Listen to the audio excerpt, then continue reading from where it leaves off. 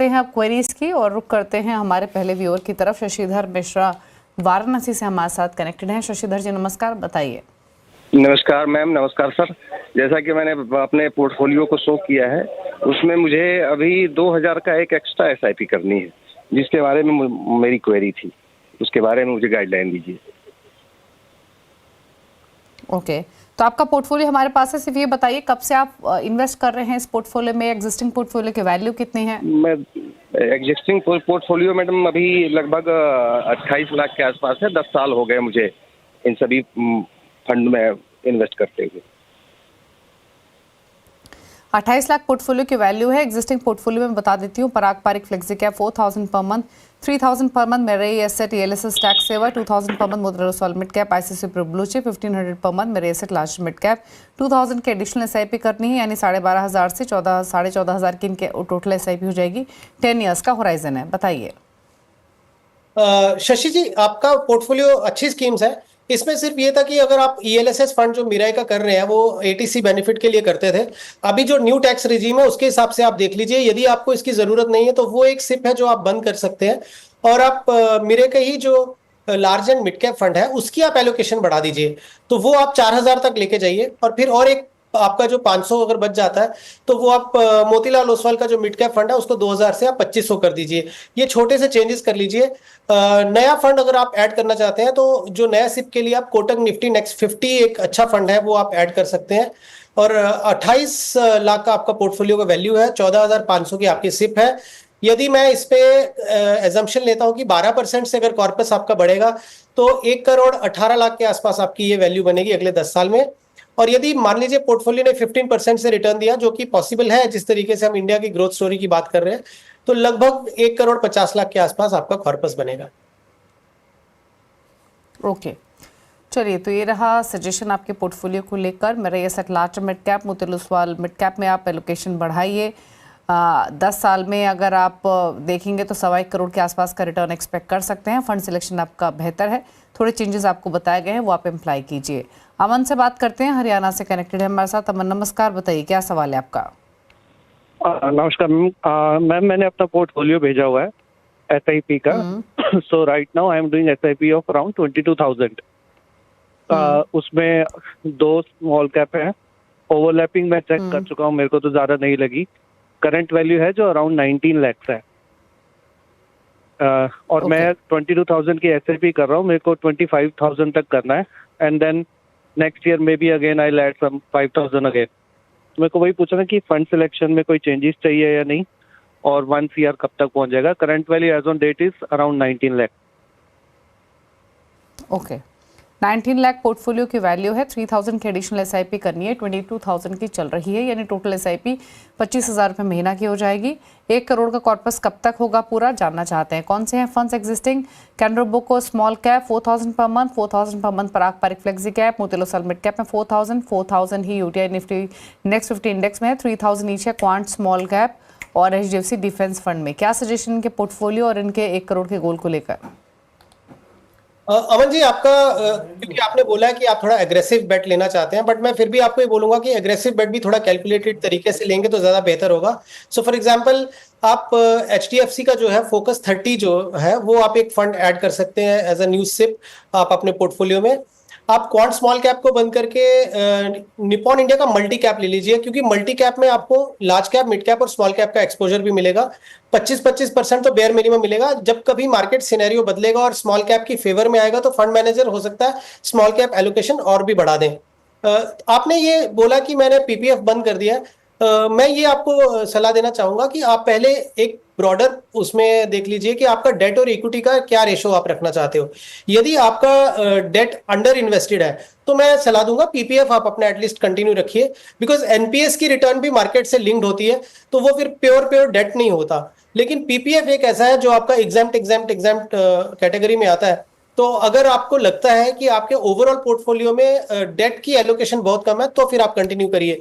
यदि आपके पास में फिक्स डिपॉजिट्स हैं या बहुत सारा आपने डेट लेके रखा हुआ है और आपको लगता है कि आपका इक्विटी जो इन्वेस्टमेंट है वो कम है और डेट ज्यादा है, फिर आप PPF को बंद करिए। तो ये थोड़ा सा एक पेन एंड पेपर लेके एक्टिविटी करिएगा as far as PPF is concern.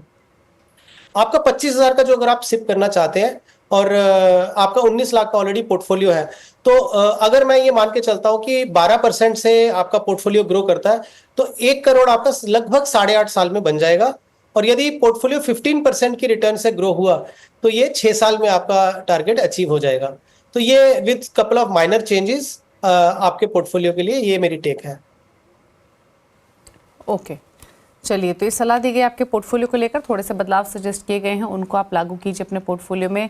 2 funds भी आपको सजेस्ट किए गए हैं जिसमें HDFC focus 30 Nippon India multi cap शामिल है। 8.5 साल में आप 1 करोड़ का कॉर्पस इकट्ठा कर लेंगे और अच्छा रिटर्न मिला 15% तक का, तो 6 साल में ही टारगेट आपका पूरा हो जाएगा।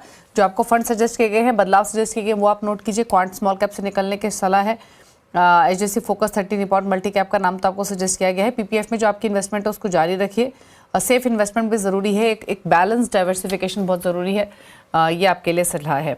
बात करते हैं अगले व्यूअर की। विनीत ने एक सवाल भेजा है अजमेर से। मंथली SIP है 23,000 रुपये महीने की, 15 साल में 2 करोड़ का लक्ष्य है।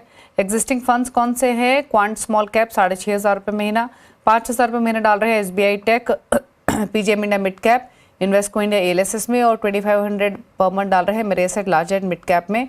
अभी इन्होंने पोर्टफोलियो क्रिएट किया है या पहले से है, इसके बारे में जानकारी नहीं है, बट अगर अभी शुरू किया हो तो क्या सलाह रहेगी? देखिए दीपाली, जो इनका विनीत जी का पोर्टफोलियो मैं देख रहा हूं तो इसमें ना एक तो बहुत एग्रेसिव पोर्टफोलियो है इनका, और इसमें 2-3 चेंजेस है, क्योंकि हमने आपके जैसे पिछले दर्शक थे उनको भी यही बोला था कि ELSS फंड अब उसकी जो रेलिवेंस है वो आपकी सीधा जुड़ी हुई है ATC बेनिफिट के साथ में। तो क्या ELSS फंड की जरूरत है आपको? यदि आप स्टिल ओल्ड रिजीम में अगर अपना टैक्स फाइल करेंगे और ATC का बेनिफिट लेंगे तो आप ELSS अपना कंटिन्यू रखें। और यदि आप न्यू रेजिम में आ रहे हैं तो फिर ELSS फंड की उतनी रेलिवेंस नहीं रहेगी। तो ये अपने जो CA है उनसे थोड़ा सलाह ले लेंगे तो उससे बेटर होगा, आपकी क्लैरिटी आ जाएगी। अगर मान लीजिए कि ELSS फंड की जरूरत नहीं है तो फिर मैं यही बोलूंगा कि आप अपना ELSS फंड को, जो SIP चल रही है, उसको बंद कर दीजिए। अब हम फंड वाइज फंड आते हैं, तो मैं आपको ये सजेस्ट करूंगा, आप क्वांट स्मॉल कैप को आप बंद करके निपॉन इंडिया स्मॉल कैप जो आपका फंड है वो आप कर लीजिए, या फिर आप बंधन स्मॉल कैप फंड कर लीजिए। इन दोनों में से स्मॉल कैप कैटेगरी के बेटर ऑप्शंस हैं। आपका जो SBI का फंड है वो टेक्नोलॉजी फंड है, तो अगेन इसकी डिपेंडेंसी IT सेक्टर पे बहुत अधिक है। और अगर आप अभी करंट सिनेरियो में देखेंगे तो IT कंपनीज कहीं ना कहीं थोड़ा सा स्ट्रगल कर रही है इन टर्म्स ऑफ जो टैरिफ किस तरीके से होंगे, और US की डिपेंडेंसी बहुत ज्यादा है हमारे IT सेक्टर पे, तो टेक्नोलॉजी फंड थोड़ा सा रिस्की हो जाएगा। तो उससे बेहतर ये होगा कि आप SBI टेक्नोलॉजी को आप शिफ्ट करके SBI मल्टी कैप फंड में कर दीजिए, बिकॉज मल्टी कैप फंड में आपका IT का भी एक्सपोजर होगा और बाकी वाले सेक्टर्स का भी। और जब आज हम कंजम्पशन की बात कर रहे हैं तो उसमें उसका एक वाइडर स्पेक्ट्रम आपको मिल जाएगा। तो ये 2 चेंजेस आप कर लीजिए। अगर आप 12% की CAGR से आपका पोर्टफोलियो ग्रो करता है तो 15 साल में रफली 1 करोड़ 10 लाख के आसपास आपका कॉर्पस बनेगा। और यदि ये 15% से ग्रो करता है तो 1 करोड़ 40 लाख के आसपास बनेगा।